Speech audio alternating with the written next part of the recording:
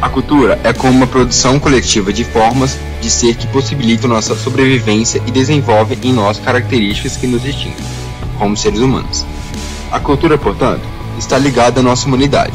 Contudo, a cultura se traduz tanto por hábitos, costumes e comportamentos externos e observáveis, como pela formação de subjetividades que permitem que esses comportamentos, além de cumprir funções práticas e materiais, sejam afirmações de visões do mundo, o que envolve emoções, crenças, valores e memória.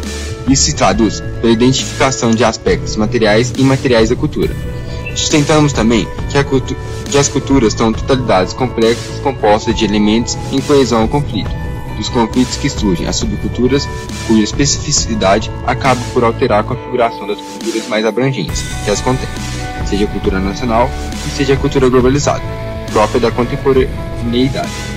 Finalmente, sabemos que a cultura, na atualidade, passa por desafios imperiosos, decorrentes das características históricas da época contemporânea, também conhecidos como pós-modernidade. No estudo da cultura, dois aspectos se mostram especialmente importantes: o tempo e o espaço. Só podemos compreendermos a cultura de um grupo se os situarmos num tempo e num espaço determinados.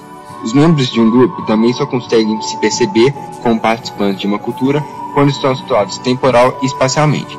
A seguir, abordaremos a concepção cultural do espaço em que vivemos e se, portanto, a localização cultural de uma sociedade do ambiente que nos cerca. Lugar e cultura. A antropologia sempre dedicou espaço e significância à descrição e interpretação do cenário físico em que se desenrola a cultura. O desenvolvimento da geografia, da economia e das ciências naturais aprimorou essa descrição. Desde descrições etnográficas a um estudo interpretativo das relações entre sociedade e meio físico e geográfico. A relação com a terra e a ideia de que o território ocupado é uma dádiva divina, por exemplo, faz parte da mitologia de povos de diferentes origens. Marc Augé chama de um lugar antropológico espaço em que o cientista social localiza-se uma cultura a partir dos referenciais do grupo estudado.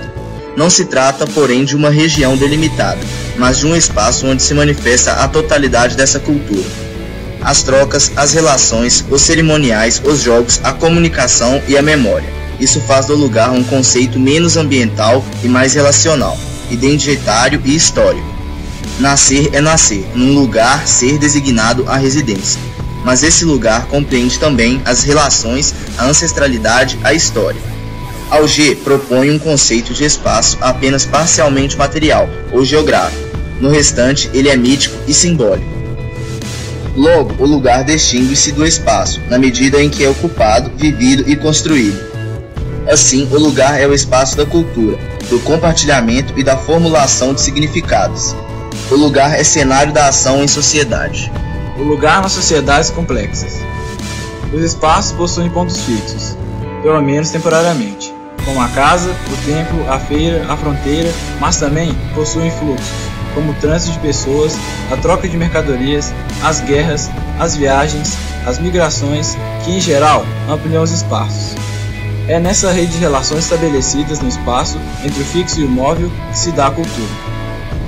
Nas sociedades complexas e urbanas, os diversos lugares que ancoram a vida social tendem a se sobrepor, na medida em que participamos de diferentes fluxos, trânsitos e rituais. Há o espaço da casa, da igreja, da escola, do trabalho, do lazer e a própria rua, que se torna um lugar de sociabilidade. E cada um desses lugares colabora para a nossa identidade e afirmação. No entanto, conforme as cidades crescem, mais anônima e impessoal se torna a vida social. Consequentemente, mais importantes se tornam os espaços identitários, o lugar antropológico, onde se há memória e história. O lugar é o espaço preenchido pelo cotidiano, compartilhado, e nesse sentido, a cultura, que daí deriva, é o conteúdo concreto do localismo contemporâneo. Assim, as fronteiras que se estabelecem entre fluxos, pessoas, habitantes e significados são demarcadas pelos limites da cultura local. No entanto, o lugar não pode ser pensado apenas como parte e contraposição à sociedade abrangente, ou à metrópole como um todo. O local, que é o espaço onde a diversidade se processa, é um microcosmo gerado de identidade com a qual o indivíduo se entrega no todo.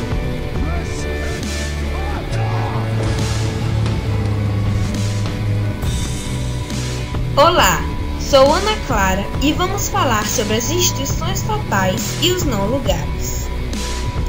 No lado oposto a esses estudos da metrópole, em que os cientistas sociais identificam uma multiplicidade de espaços de trânsito, de relações, de fluxos de trocas, Erving Goffman pesquisou as relações sociais que se estabelecem em instituições.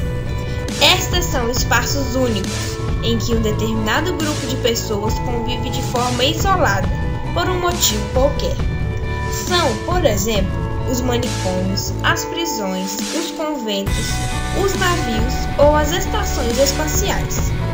Ele as chamou de instituições totais. As instituições totais possuem uma administração controladora e se caracterizam pelo fato de os internos realizarem uma série de atividades no mesmo lugar e com as mesmas pessoas, seguindo regras rígidas e um cronograma detalhado. Os internos têm, em geral, origens sociais e regionais diferentes, mas essa pluralidade é atenuada pela rígida disciplina a que são submetidos. Assim, com o tempo, as marcas da cultura de origem tendem a se apagar. Goffman chama esse fenômeno de desculturamento. Embora o contato entre os internos possibilite a formação de pequenos grupos, as panelinhas, estas não chegam a configurar uma cultura alternativa, dada a rigidez da disciplina. Os objetivos dessas instituições definem sua organização. Os contatos com a sociedade exterior são breves e controlados. As relações entre os internos são muito planejadas e pouco espontâneas, não havendo espaços para a criatividade, a identidade e a formação de uma cultura própria. Para assegurar o cumprimento dessas regras, é prevista uma série de castigos para os indisciplinados e de recompensas para os que adotam o comportamento desejado. As instituições totais lembram os guetos, ou seja, agrupamentos involuntários de pessoas separadas da sociedade por algum critério de exclusão. A definição de gueto pode ser apropriada para hospitais, manicômios, prisões e centros de reabilitação. A aproximação, contudo, deve ser ponderada. Em algumas instituições, como as ordens religiosas ou grupos de trabalho, não há exclusão involuntária. Além disso, os guetos são geralmente delimitados em função de determinada característica étnica ou social da população, o que não acontece nos manicômios ou na tripulação de navios. Já os não lugares, em oposição ao localismo e aos espaços identitários, onde processamos nosso trânsito por múltiplos contextos relacionais e concentramos nosso cotidiano e nossa memória, estão os não lugares, esses espaços que se reproduzem no mundo todo com as mesmas características impessoais e ahistóricas. Nos espaços identitários, concentramos nosso cotidiano, nossa memória, nossa rede. Shopping centers, caixas eletrônicos, elevadores, vagões de metrô, saguões de aeroportos, interiores de avião, máquinas de café expresso, são alguns desses não lugares, semelhantes em todo o mundo, independentemente dos países e das regiões onde estejam. São espaços de trânsito impessoais e anônimos, que, segundo Auger, transmitem uma sensação de aventura e de acaso, onde coisas novas podem acontecer. Nesses não lugares, as pessoas em geral estão em trânsito, não se conhecem e não estão lá para se conhecer. São espaços de deslocamento e de tráfego. O desenvolvimento tecnológico e a globalização têm feito os não lugares proliferarem pelo mundo e se incorporarem às nossas vidas. As paisagens estão se tornando não identificáveis, na medida em que empresas e franquias levam para todas as partes do mundo uma arquitetura pré-fabricada, com as mesmas marcas, as mesmas lojas, o mesmo tipo de máquina, elevadores e edifícios.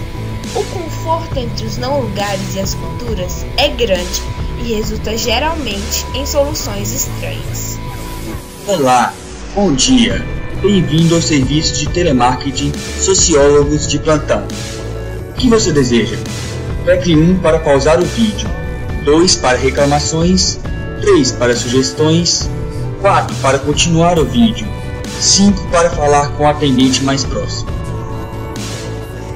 Culturas virtuais. A cada dia mais, o homem se relaciona com o advento da máquina, autoatendimento, caixas eletrônicos, mensagens gravadas, telefones, smartphones, computadores e internet.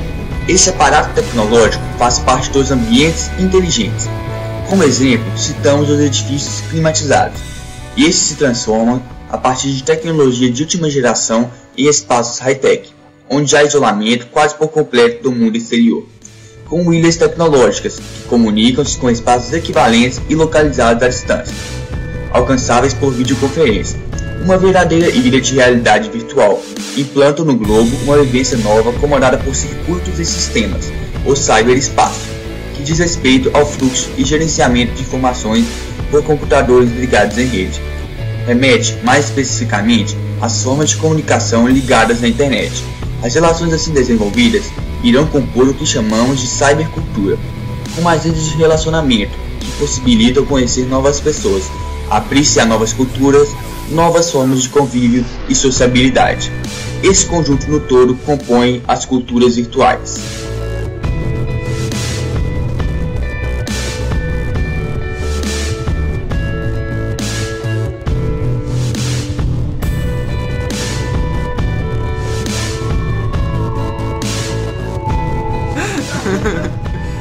Mano, que bicho feio, Felipe. Seu carinha ficou horrível, mano. Vamos entrar aqui. Mano, o que você tem a dizer sobre seu bicho horrível? Eu tô bonito.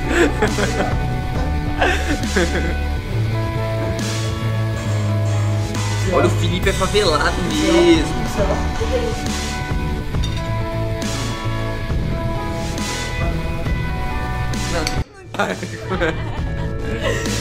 Primeiro você entra no site do Google.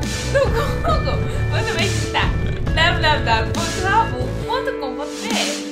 Lá no Rabu você vai escrever o seu login no Facebook e sua senha. Só que observe, tem 3 caracteres, entre eles letras e números.